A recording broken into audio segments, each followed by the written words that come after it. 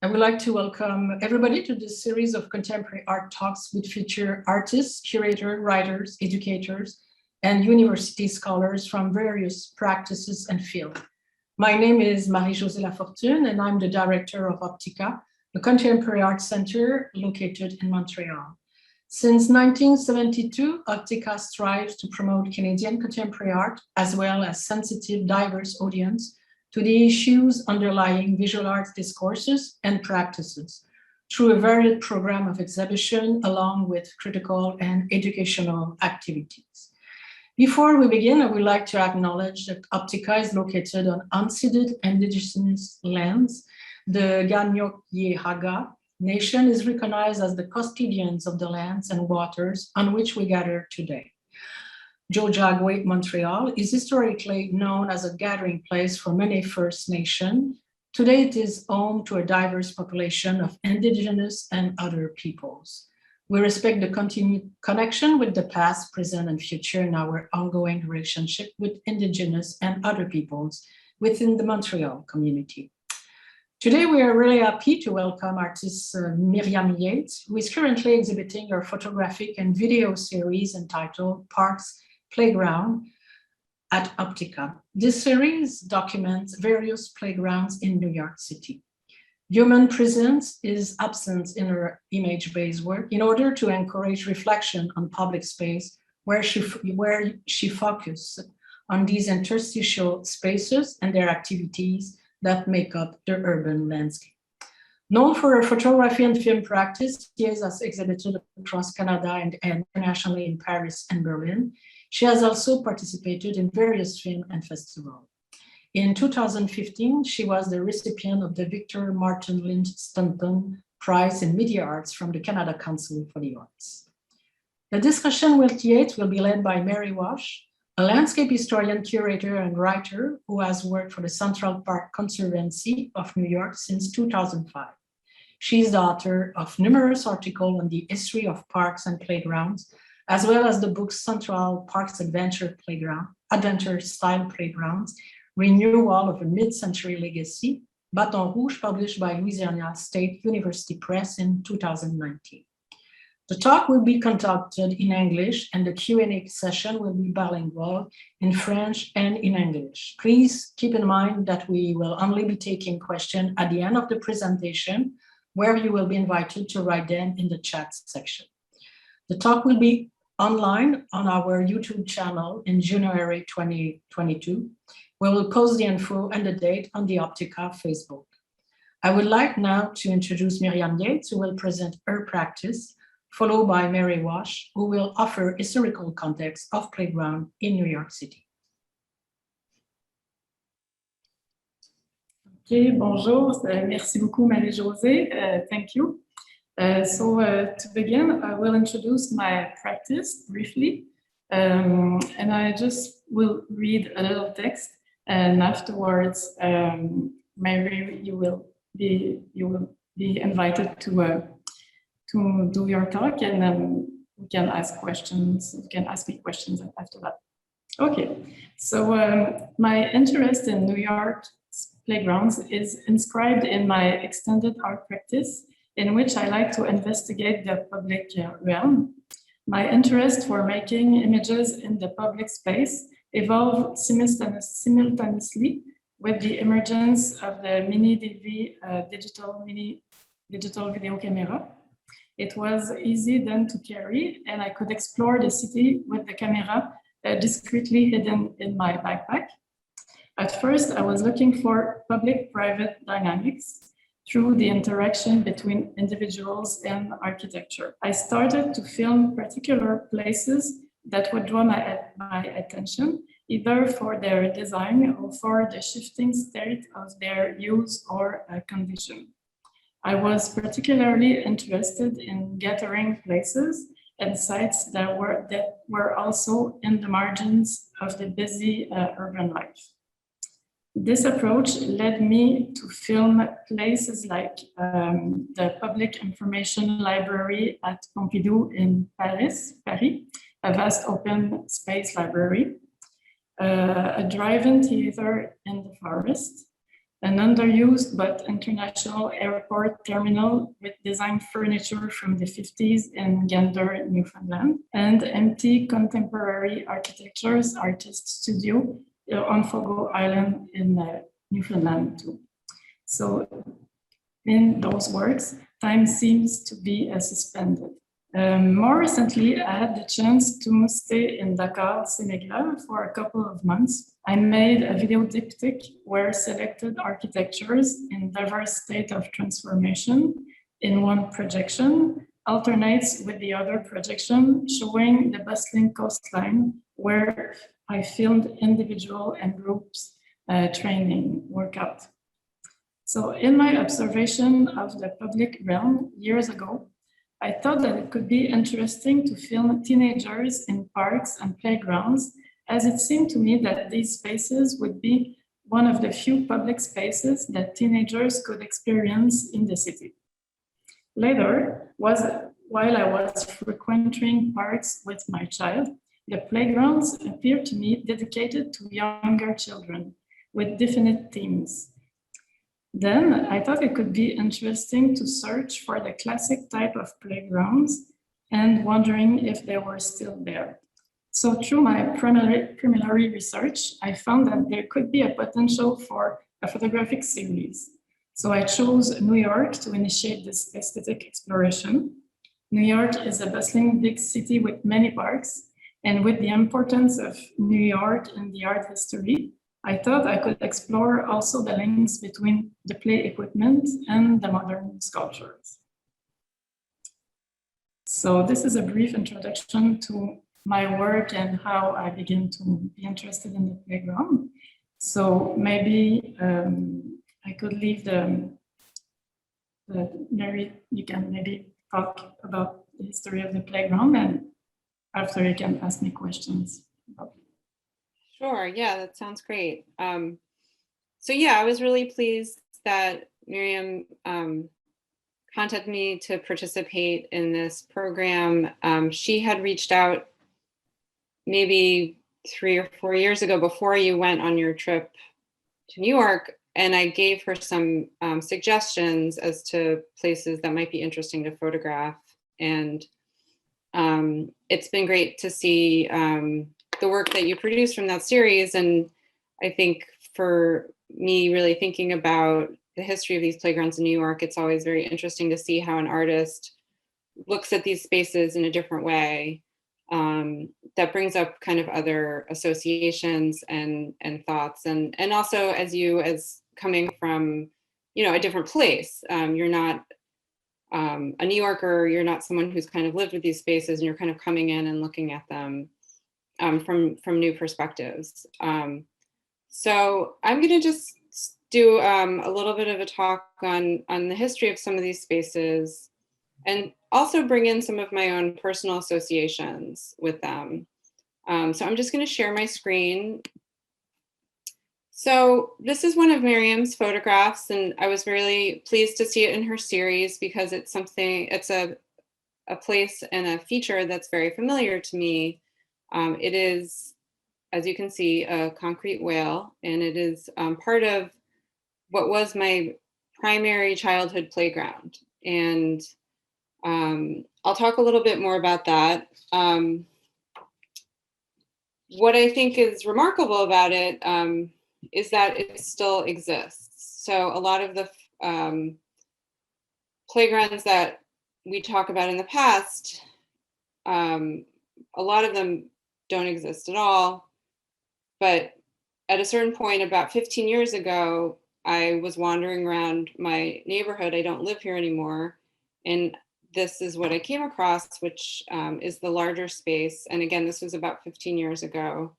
You can see there's these various concrete forms installed across a large expanse of asphalt. And you see the whale that Myriam photographed in the background. And again, I was really surprised that this was still here.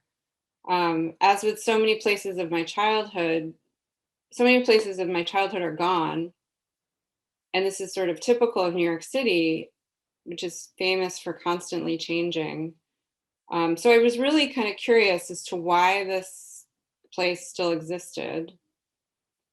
And also, why did it look the way it did? So this was something I started thinking about. This is another photograph of Myriam's of this same space. And I find, Myriam's photographs are interesting to me in part because they don't have any people and they don't have any play. And they really emphasize the sort of designed forms. And as she said, the kind of connection to sculptural form and minimalism and all these things. And we'll see more examples of this today. And I think until about 15 years ago, when I came upon this playground, I hadn't really thought that much about playground design. But at the time I was in graduate school and I was starting to study the history of parks and urban design. And I was also working as a nanny. So I was spending a lot of time in playgrounds, kind of sitting around and then starting to think about, well, why do these things look the way they do? And it was really that inquiry that led me to really do a lot of research on the history of playgrounds. And I found that it was something that not a lot of people had really done research on. And after graduate school, I began working for Central Park. And what's remarkable about Central Park is that it has this collection of 21 playgrounds. And it includes some of these playgrounds that were built in the 1960s and 70s during this period that we sometimes call the playground revolution. And I'm going to talk a little bit more about that today. This is a playground called Adventure Playground. This is the way it looked in about 10 years ago. This is a photograph soon after it was built in 1967. And I became involved in this large research project about these playgrounds because we were in the process of rebuilding a lot of them. And I'll talk about that a little bit as well. And I decided to kind of take a lot of this work that had been done and put it in a book. So this is the book that I ended up working on that was published not that long ago in 2019. That talks about the history of the playgrounds, but also about how they have been rebuilt into and kind of renewed for the present day. So this is a photograph of Adventure Playground in Central Park as it looks today. It was renovated and restored in 2016, I believe.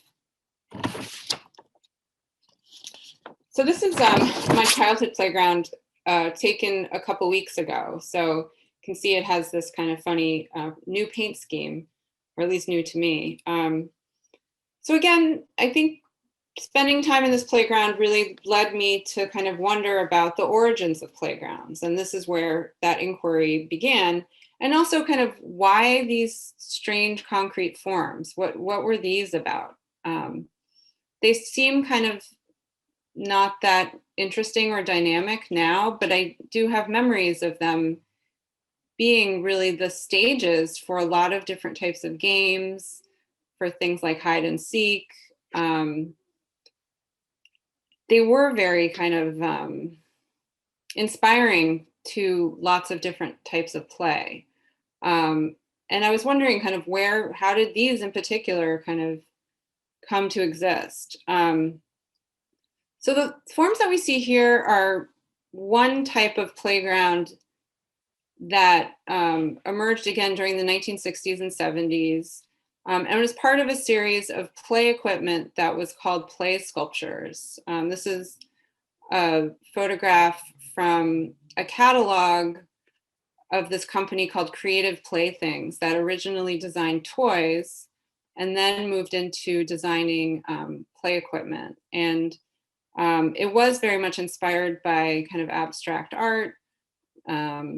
It was also, a lot of them were designed by actual artists. And the goal was to kind of think about inspiring creativity in children and to encourage kind of more interactive exploration and social games than the typical equipment that was in playgrounds, which we'll look at a little bit more closely. And this was kind of a big deal. This is the first time that there are artists and designers who are really involved in thinking about playground design. Before this, there were designers involved, but it was sort of, they were kind of mass-produced objects, and there wasn't a lot of thought to sort of aesthetics of these objects. This is another example of some of this type of play equipment that was in a playground in Central Park. What happens is different companies begin to manufacture this equipment, and you see it kind of throughout the city in the 1960s and 70s. Here's that same piece of equipment that was in the other playground in a schoolyard.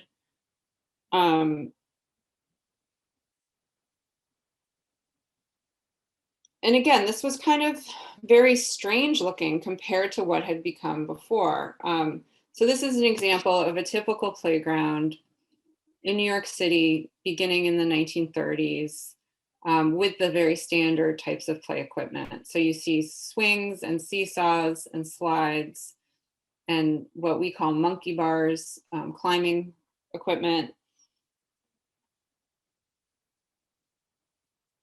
And I think it's important to kind of acknowledge, before we go into the playground revolution, the sort of innovations in playground design from the 1960s, kind of think about what came before. So I think it's important that playgrounds really came out of not a sort of a place with an emphasis on design, but a place that was really emphasized by adult supervision and games and kind of socializing. So all playgrounds in New York City in the 1930s had what were called play leaders. So adults, mostly women, who were kind of in charge of the playground. And it sounds strange, but you could actually just drop your kid off at the playground and there would be an adult there who was kind of organizing things. So the playground was not so much about equipment originally. It was really about kind of adults organizing different games and activities for children in an open space and encouraging things like exercise and socializing. This is one of the first playgrounds in New York City on the Lower East Side, and you can see there is sort of equipment. It's actually based on gymnastics equipment. So there were these kind of things you would climb and do exercises on. They were actually also targeted to adults. So this was also not just a space for children. But here you kind of see some of the origins of the play equipment, right? So you see these kind of climbing bars.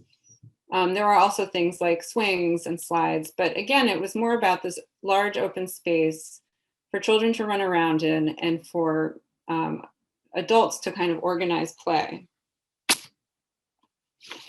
And really the whole origins of the playground itself kind of come from being concerned about children playing on the street and the types of activities and trouble they would get into, the fact that a lot of crowded urban neighborhoods in the turn of the 20th century were very unsanitary.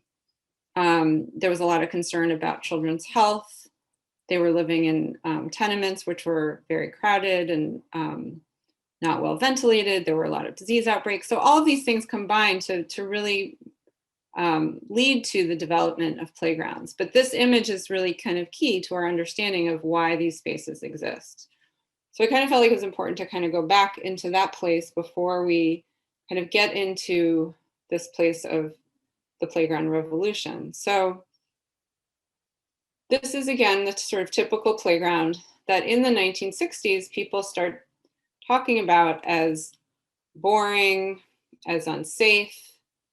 By the 1960s, there's not that many adults. The city sort of lost money and there weren't really adults supervising the play spaces anymore. They were also falling into disrepair. So there was a lot of kind of parents kind of coming together and complaining about the playgrounds. And that really leads to a kind of rethinking of what a playground can be. There's also a lot of designers who are looking at the way children play in the street. So it's interesting because you have the kind of play in the street in the 19th century as an impetus for creating the playground. And now you have the play in the street for sort of inspiring different ideas about design. So this is a photograph that's in a book by this architect, Richard Datner, who becomes one of the main designers of playgrounds. And he also includes this photograph, which I find very interesting and kind of captures also what is going on in the city at this time. So there's a lot of kind of abandoned lots. There's a lot of disinvestment in public space and infrastructure. And he talks about how these kids kind of play with the sort of garbage and detritus of the urban environment in a way that's more interesting than how they play in a playground. But also acknowledges that this is not a good place for kids to be. So how do you create a playground that kind of captures what they're doing in these spaces, but is a safe space as well? A lot of designers at this time are also looking at Europe. So this is an image of children playing in the rubble of war-torn cities after World War II. And similarly, people in Europe after the war are looking at the way these children are playing, and what they develop is a completely innovative concept of a playground that's really based on children building things with building materials, and that's the adventure playground. And these are very popular in England and in Scandinavia. And these don't really take off in the United States for various reasons, but they're very influential to the idea of what a playground can be. Then there's also the work of the artist Isamu Noguchi. So he creates in the 1930s through 60s a number of designs for also extraordinarily kind of innovative play spaces. And again, something like this has never been seen before, and kind of looks like something, you know, from another planet. But this creates a real stir in the design communities, and people start really looking at these as a model for a designed space that could provide children with some kind of abilities to kind of explore creatively and in new ways. So from all of these influences, we get a real momentum around playgrounds. And the last very important thing that happens at this time is that there are all these parents, mostly mothers, who are really advocating for new playgrounds. They're really saying our current playgrounds are not safe, they're boring. We need new play spaces that really kind of become places of community gathering and can help our kids kind of develop and grow and have fun. And so these are the parents that are involved in advocating for a playground in Central Park. So here are some examples of what happens.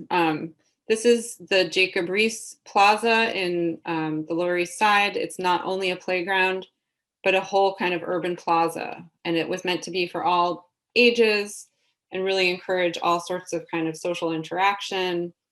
And the playground itself was very innovative. Again, no one had ever really seen a playground like this, with all these new types of materials, wood, the granite block, and the idea that all of these forms were connected and you could kind of move from one thing to another. Before, you had these isolated pieces of play equipment. Now everything is kind of connected in this very interactive way. And it's a real experience versus these kind of isolated moments. And then there's Adventure Playground, which I'm showing a just plan of. And I think what you see here is the real kind of connection to the work of people like Noguchi, this interest in these prehistoric forms like a pyramid, mazes, a ziggurat. So there's all this kind of connection to kind of ancient architecture as well. And then these are just some examples of different playgrounds in Central Park. Central Park really becomes the epicenter for a lot of this. There are, I think, 10 playgrounds that are redone in this period, and a lot of people kind of come to Central Park for this type of play experience. Then there are all these playgrounds called vest pocket parks. And so this was basically the city and the work of Paul Friedberg kind of coming together to try to figure out what to do with these empty lots. And they develop a series of play equipment that's kind of easy to fabricate and install in these empty lots throughout the city. And they're meant to be these kind of solutions essentially to the urban decay that's happening. Then there are some examples of adventure playgrounds. So playgrounds where they do kind of just put out a bunch of materials and let children kind of play with them. This is one in Tompkins Square Park, which is in the East Village, very close to the playground, which was my childhood playground. And this was just a pile of dirt that was left over from a construction project, which children started playing on. And there was some construction debris apparently there as well. So this was sort of a spontaneous type of playground that evoked the adventure playgrounds, but it was very popular. And there was even a book written about it called Miguel's Mountain. So kind of talking about how the playground evoked this experience of climbing a mountain and how that was not something that an urban child could really experience. And then I think it's important to acknowledge that it wasn't just about playgrounds in this period, but all sorts of these programs that encouraged play. So this was what was called a happening by the artist Alan Caprow. This was in Central Park, and he organized this big event where people had to roll tires down a hill and hit different things. But this was one of many programs, a lot of which were organized by artists in public parks to kind of create the sense of play, experience of play in urban space and in public space in the city at the time. There was also a real effort to bring different types of music performances and theater performances to different neighborhoods that were underserved by these types of cultural activities. So this was in the Bronx, a portable stage that brought this theater performance to a street. And some of this sort of feels like a normal thing, like this type of stuff happens a lot in cities now, where there's street fairs or festivals or performances. But really at the time, this was a really big deal. This was a very kind of unique type of urban experience. So it's this very vibrant and a kind of exciting time for playgrounds and play in the 1960s and 70s. And really a lot of what it is about is kind of trying to create opportunities for people to gather and play and have fun in the midst of the city really is falling apart. And sadly, it's short-lived because the city is in such a decline. And so you see by the even mid-70s, a lot of these play spaces start to fall into disrepair. And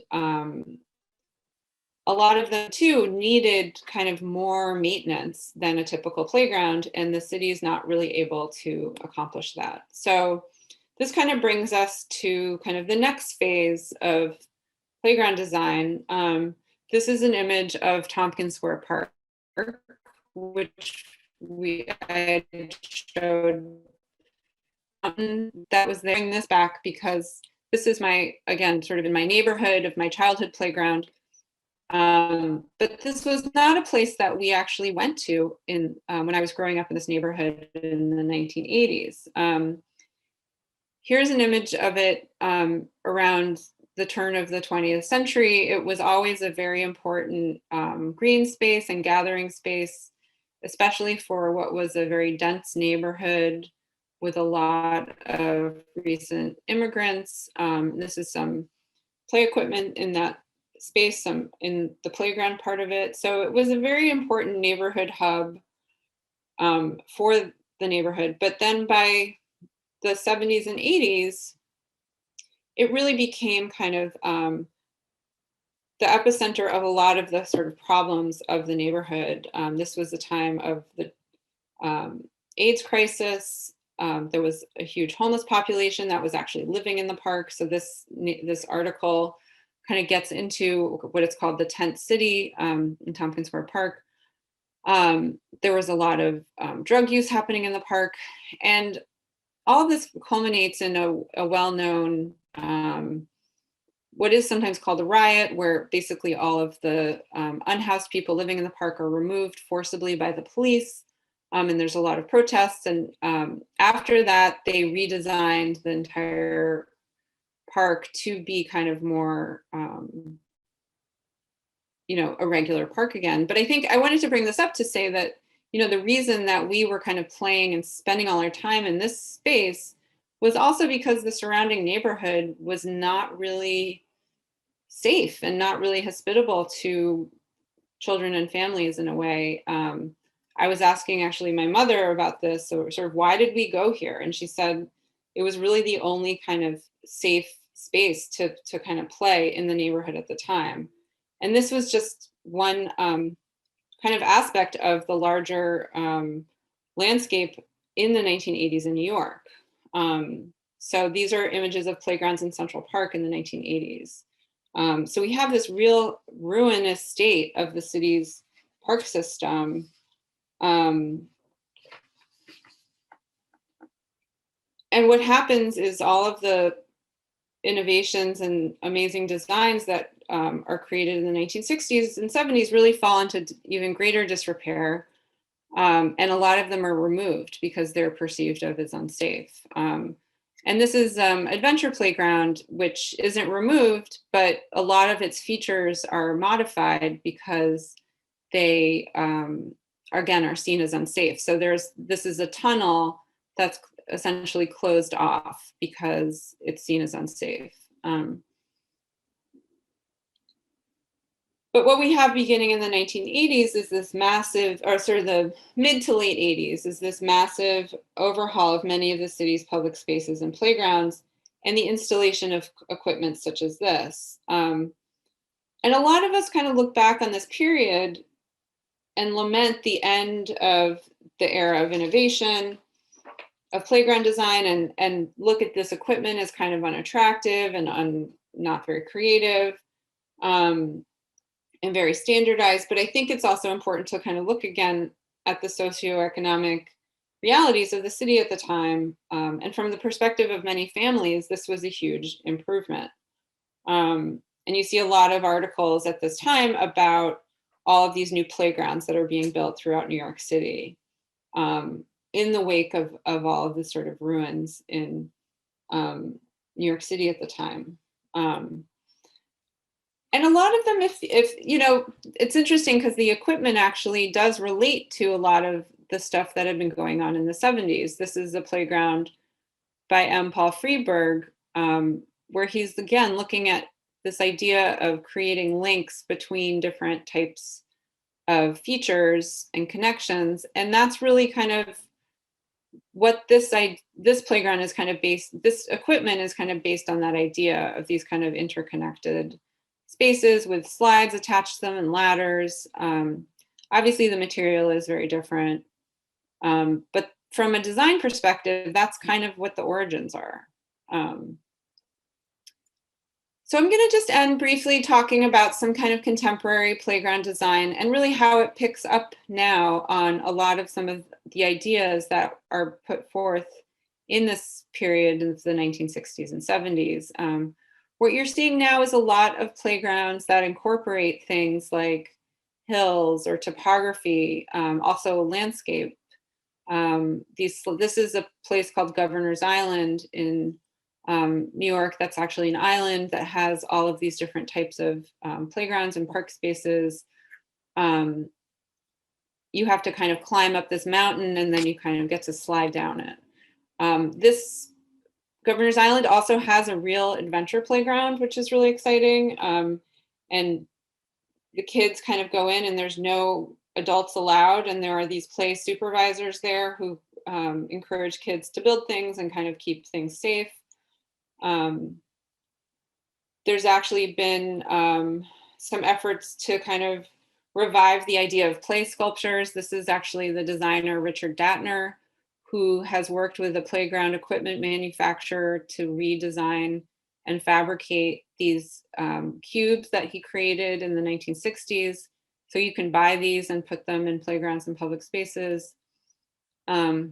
And then there's the work that we have done at the Conservancy to kind of rebuild and restore some of the playgrounds that exist in Central Park.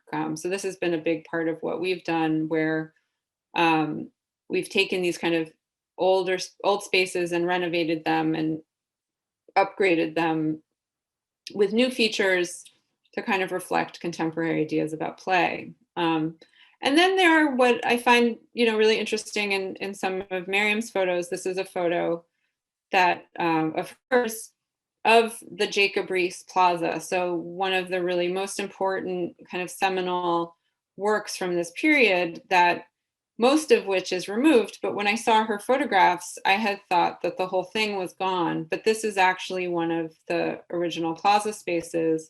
And you can kind of look at it, the old photograph on the right compared to the current photograph, and see that there are these kind of traces of this space. So I thought this was really interesting, that there were this kind of ghostly presence of this old space captured in Myriam's photograph. I think these two trees here are these two trees here, even though I think they cut off some of the steps of the plaza at some point. So one of the things I would love to do is kind of go to this space. I, again, didn't realize until seeing her photographs that it was still somewhat intact, at least this piece of it. And just think about, what does it mean to have these kind of ghostly traces of these play spaces still here? And how does it relate to kind of what we're doing in Central Park with trying to rebuild and revive these old playgrounds for kind of current children and play? So yeah, again, I thank Myriam for the opportunity to start thinking about this stuff again, and it really has kind of inspired me to kind of think about new ways of looking at this topic. So yeah, I appreciate that, and yeah, I think we can do some questions. I think one of the things I did want to, I had asked Myriam before, as we were planning this, was I was struck by how in your photographs, you photographed all of these spaces empty. And I think that was also kind of evocative to me in thinking about a lot of different things. I think it was interesting because I think I mentioned that during the pandemic, there was this feeling of playgrounds being abandoned, because in New York City, they were locked, they were totally closed in the beginning. So it kind of reminded me of that. I think it also reminded me of the period in the early 80s and the 70s when the playgrounds were abandoned. So it kind of brought up all these things. I think it also reminded me of their kind of forms being kind of related to ruins and prehistoric architecture as well. So yeah, I guess I wanted to hear a little bit more what you thought about when you were kind of deciding to not photograph these with children playing. Yeah, okay. Thank you very much, Marie, for your presentation and all this historic perspective. And it struck me how I did some research, but I found in your presentation so many parks that I would have liked to photograph, really, because they were really like sculptural parks, and that's what I was looking for. And I decided to photograph the playground empty, because I really wanted to bring out the shapes of the equipment. And I really wanted to make a connection with play equipment and sculpture. And also, like, I thought about rooms when I was photographing the playground. I photographed the playground around maybe at 11, around noon. So they were not very busy at that time that I went to the playground, but it was on purpose, because I thought it would have been complicated to photograph children, probably ask, of course, their parents to the permission. And I think we would have thought about more the action in the playground and I wanted to show more like the playground itself within the city. So I thought it would, it would be better to photograph them empty. And eventually I thought if, as I said in my presentation before, if there were teenagers in the structures, then it would have been like maybe interesting because they would use the play equipment in another manner, I guess, because the equipment is made for young children. So it would have been interesting to have teenagers in those parks, but I think they don't go there. So yeah, I thought also that eventually it would be interesting to think about the public space more with a blurring the limits between playground, sculpture, what is private and public. So I thought that photographing the playgrounds empty could maybe evoke those ideas. Yeah. And maybe I have a question for you. Sure. You said that the playgrounds in Central Park, are they part of a collection? They are like artworks in a certain.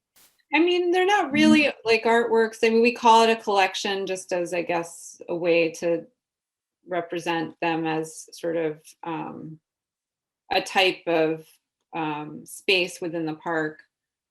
But there's 21 playgrounds, and they're all different.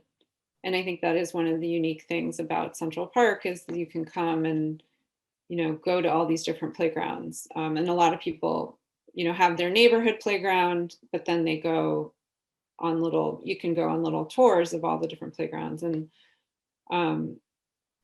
then we have the last remaining examples pretty much of the playgrounds from the 1960s and 70s. And so a lot of people know that and come to the playgrounds specifically for visiting them.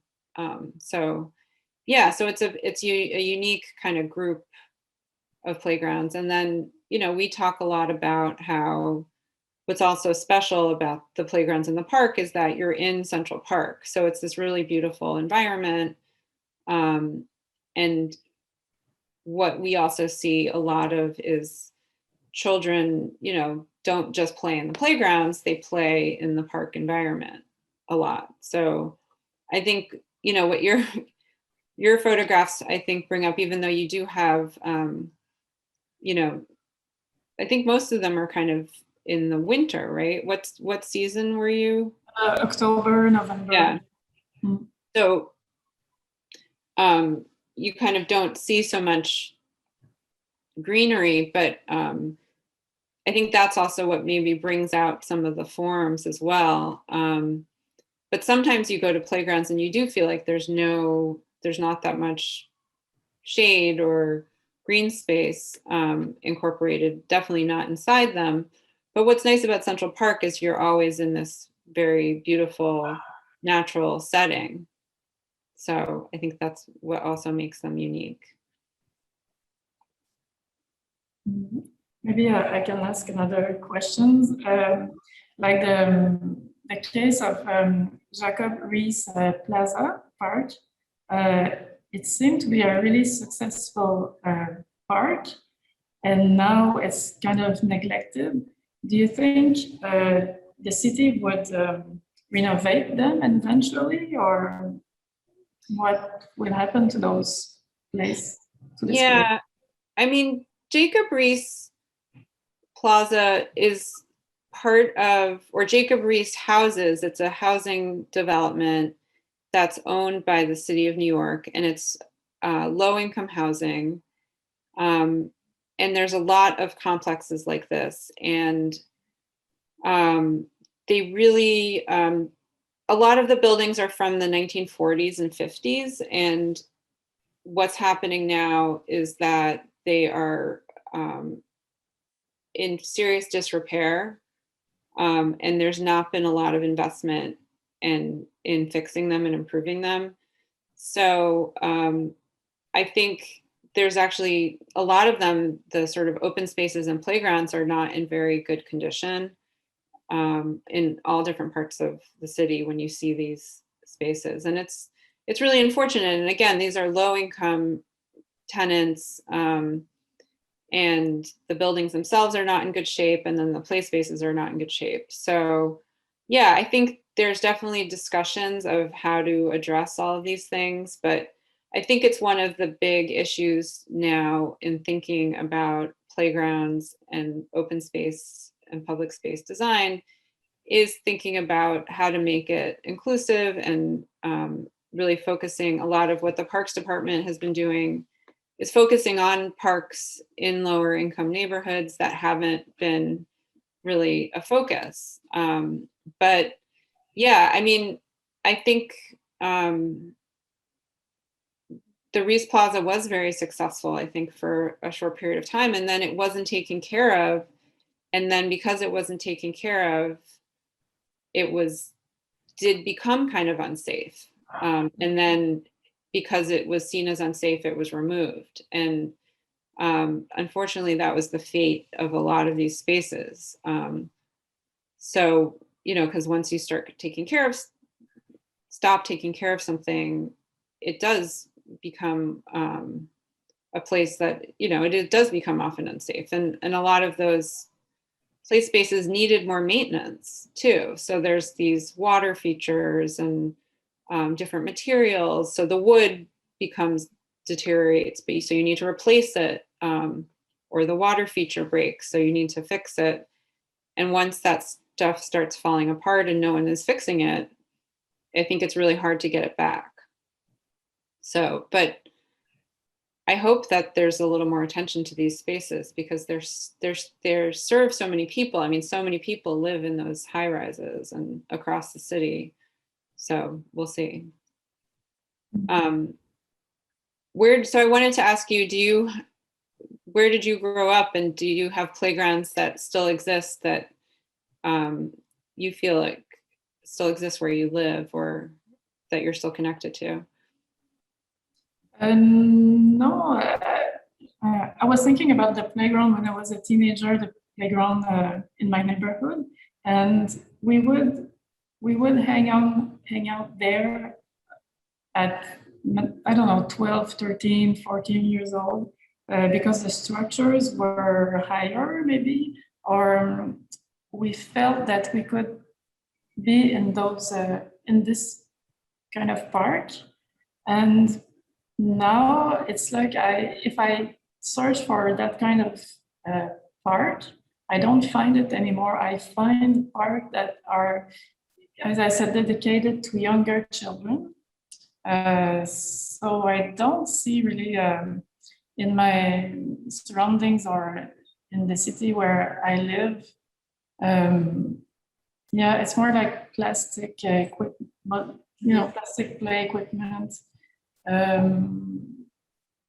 They really don't have this kind of sculptural shape than the parks that maybe I could experience when I was younger, like concrete animals or concrete tunnels.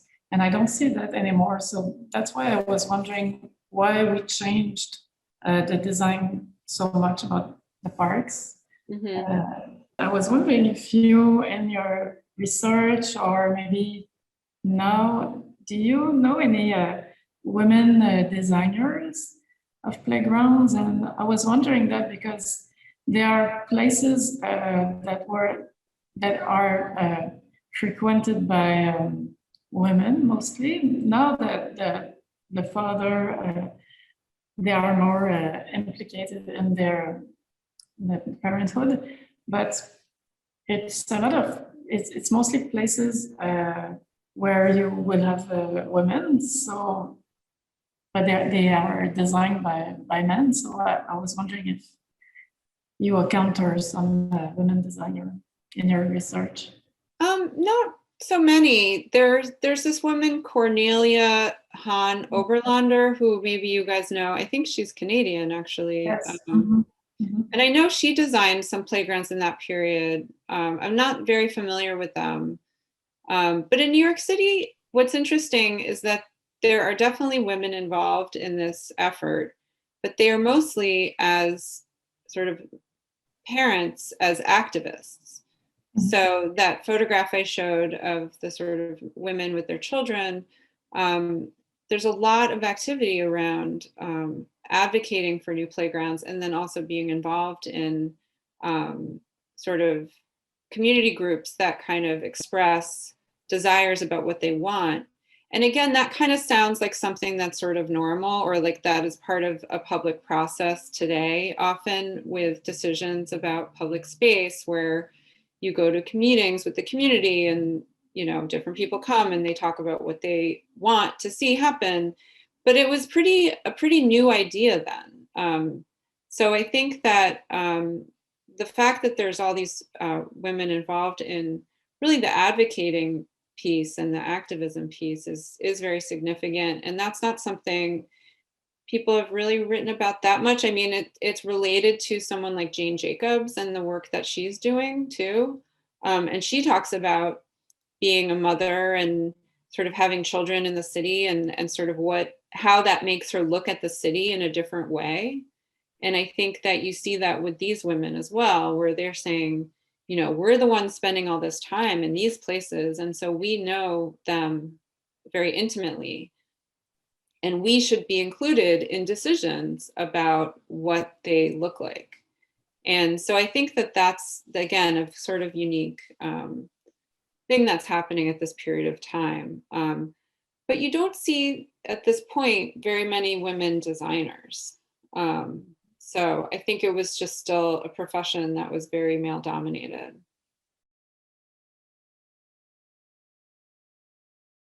I think a lot of it has to do with growing up in New York City, and I studied art history before, and so I was very interested in, you know, the way things look and art, and then actually I went to Italy while I was in college, and I started becoming kind of more interested in architecture and urban history, and I'd never really had thought about it before, been exposed to it. And then when I came back from there, I really started looking at the city in a different way. And then I actually worked at the Isamu Noguchi Museum in New York City. And that's also how I really learned a lot about sort of his ideas about playground design and parks and gardens. And so that was sort of my first way of thinking about the design of space. And so I think just a combination of all those things. And then, just kind of thinking again about, there's all these decisions that go into the design of all these spaces that we spend all this time in. And I think you kind of take that for granted a lot. And so how do those decisions kind of come to be, and how do sort of these public spaces that are designed to kind of be democratic and open to all, and but who kind of makes decisions about their design, and how does the public kind of interact with their design in different ways than they might be intended, is something that's very interesting as well. And how do they change over time? And I think that's something that's been interesting about the playgrounds is, you know, they're not static spaces. And so this idea that they're always being kind of upgraded based on these new ideas. And that's why it's kind of remarkable that there are these playgrounds, or these fragments and traces of these playgrounds from the past, because it's not something that is usually saved. Yeah, certainly a little bit. When I first thought about the playground and the teenager, I didn't have a child at that time, but it was in my mind. I mean, the subject of teenagers and playground was in my mind, and then years after that, I had my child. So I started to, yeah, probably when I started to go to parks, I was looking for different, I would go to all the parks in the neighborhood. And yeah, I think I started again to think about that project, not with the teenager, but about the park itself. What is a park? What can we do in the park? And yeah, maybe I can share the screen just to show you 3 photographs. So this is the classic playground in New York, and it's on close to Riverside Park. So yeah, so that kind of park I experienced it myself, like in my teen, like in my childhood somewhere, but not with my child. So you know, and it's interesting that it's all painted in black, and it's called the Classic Playground. So I found that interesting, that was a kind of the playground that I was looking for, but it's doesn't exist anymore, that kind of playground, only this one. And then this one, when I tell you, I was wondering what you can do in a structure or not, and I found this interesting, that actually that you cannot, at first I thought, oh, this is nice, you can go up there and in a tower, but you cannot go up there, it's closed, so you can just walk and play here. But I find it interesting. That's why I chose to photograph it, because I thought that it was an interesting structure. And this one, it's maybe more like a monument, or yeah, like a small monument. And I was interested in the surrounding around the park, around the equipment. So I don't know if it's inviting. So yeah, so probably when I used to go again in the park with my child, it started to emerge, yeah, in the idea of finding public space and what is public space, and as a child, where you can go in the city. Yeah, so.